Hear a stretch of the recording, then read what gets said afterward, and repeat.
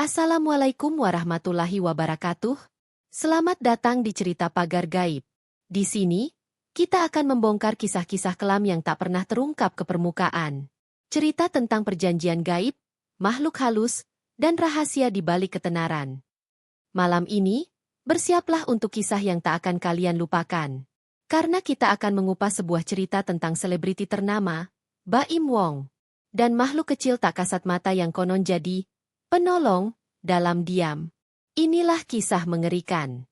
Tapi sebelum ceritanya dimulai, jangan lupa untuk tekan tombol like, share, dan subscribe channel ini. Aktifkan juga lonceng notifikasinya, biar kamu jadi yang pertama tahu kalau ada kisah horor terbaru dari kami. Tahun 2008. Karir Baim Wong sedang terpuruk. Meski tampan dan punya nama keluarga besar, keberuntungan seolah menjauh.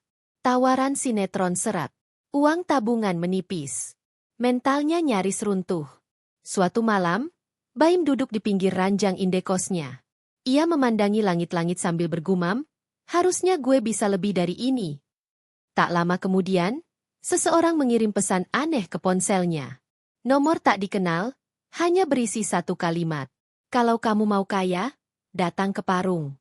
Cari Mbah Sureng Raga. Baim tak balas. Tapi dalam hati, ada rasa penasaran bercampur harap. Bulan purnama menggantung pucat saat Baim tiba di sebuah gubuk tua di tengah kebun bambu. Seorang pria sepuh bertelanjang dada menyambutnya. Kulitnya keriput, matanya tajam menyala seperti bara api. Kau datang terlambat.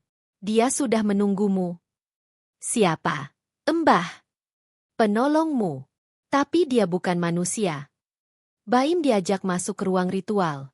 Mbah Sureng mengambil kendi berisi darah ayam hitam, lalu menggambar simbol di lantai. Bau amis bercampur dupa membungkus ruangan. Dari kegelapan, muncul sosok mungil berkepala botak, bermata bundar besar, dan tersenyum aneh.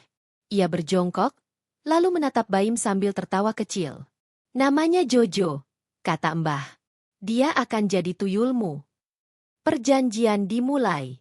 Baim harus memberi makan Jojo dengan tetesan darah dari jari telunjuknya tiap malam Jumat Kliwon. Sebagai gantinya, Jojo akan mencuri uang dari siapapun yang ditemuinya, khususnya orang-orang kaya. Sejak malam itu, karir Baim berubah drastis. Sinetron berdatangan. Iklan, bintang tamu, YouTube semua meledak. Ia jadi viral di mana-mana. Semua orang mengaguminya. Tapi di balik semua itu, Jojo mulai tinggal di rumahnya. Baim diam-diam menyiapkan kamar kecil gelap khusus untuknya. Di dalamnya hanya ada mangkuk berisi koin receh, boneka rusak, dan segumpal rambut manusia. Tahun 2020. Baim menikah dengan Paula. Kehidupan rumah tangga mereka tampak bahagia. Tapi Paula mulai merasakan hal-hal aneh. Tiap malam, ada suara tawa kecil dari kolong ranjang. Barang-barang berantakan. Uang receh muncul di tempat yang mustahil. Kamu naruh uang di kulkas? Tanya Paula. Enggak. Mungkin Kiano main. Tapi Kiano masih bayi. Belum bisa berjalan. Paula mulai curiga.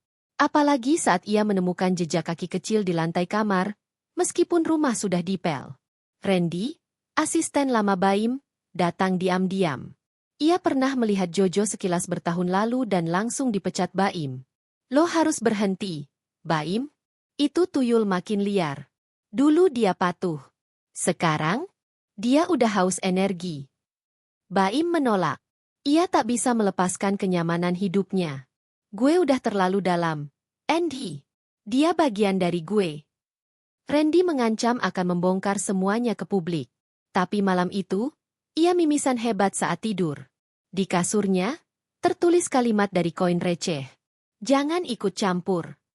Jojo semakin agresif. Ia tak lagi mencuri diam-diam. Ia mulai mencelakai. Rumah tetangga Baim kehilangan perhiasan. Seorang produser TV yang membatalkan kontrak dengan Baim ditemukan pingsan dengan luka cakaran kecil di dada. Paula melihat Jojo untuk pertama kalinya. Seperti bayangan anak kecil berkepala botak yang muncul di cermin, tersenyum kepadanya. Dia bilang namanya Jojo temannya ayah. Bisik Kiano. Paula ketakutan. Ia mengajak Baim pergi dari rumah. Tapi Jojo mengikuti mereka, bahkan masuk ke hotel tempat mereka menginap. Randy kembali membawa seorang ustaz muda dari Garut. Mereka membuat pagar gaib di rumah Baim.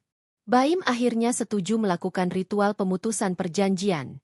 Jojo berontak. Ia muncul sebagai sosok mengerikan. Mata merah, lidah panjang, tawa melengking seperti anak kecil yang kesurupan. Ayah jahat. Ayah buang Jojo. Ayah dusta.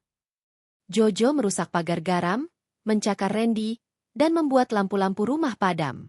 Semua benda elektronik rusak. Kiano demam tinggi dan mengigau menyebut nama Jojo berulang kali. Untuk memutus perjanjian, harus ada tumbal, darah dari pemilik perjanjian. Baim gemetar. Ia memotong jari tengahnya, meneteskan darah ke atas boneka tua tempat Jojo dulu dipanggil. Tiba-tiba, tanah berguncang. Asap hitam mengepul dari bawah lantai.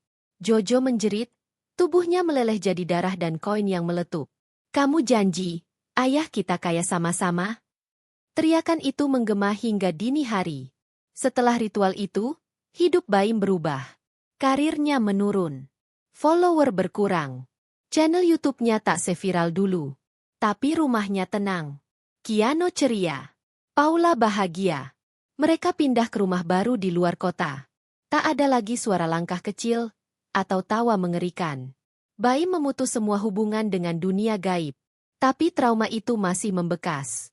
Beberapa bulan kemudian, saat membereskan gudang rumah baru, Paula menemukan kotak kecil. Di dalamnya ada tumpukan uang receh, gumpalan rambut, dan coretan kertas. Jojo nggak pernah pergi. Jojo cuma tidur sebentar. Bayi melihat ke cermin dan di belakangnya ada sosok kecil tersenyum. Perjanjian dengan makhluk halus tidak pernah benar-benar berakhir. Sekali dibuka, pintunya akan selalu menganga. Dan kadang, mereka hanya menunggu waktu yang tepat untuk kembali.